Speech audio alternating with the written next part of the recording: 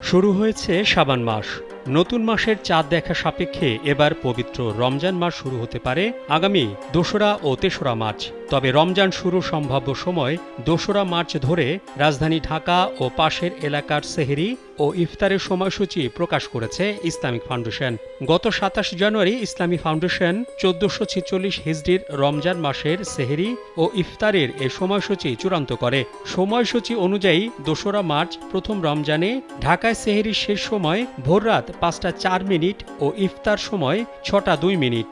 দূরত্ব অনুযায়ী ঢাকার সময়ের সঙ্গে সর্বোচ্চ ৯ মিনিট পর্যন্ত যোগ করে ও ৯ মিনিট পর্যন্ত বিয়োগ করে দেশের বিভিন্ন অঞ্চলের মানুষ সেহরি ও ইফতার করবেন বলে ইসলামিক ফাউন্ডেশন থেকে জানা গেছে। প্রসঙ্গত, জাতীয় চাঁদ দেখা কমিটি রমজান শুরুর সঠিক তারিখ নির্ধারণের পর আনুষ্ঠানিকভাবে ঘোষণা দেবে।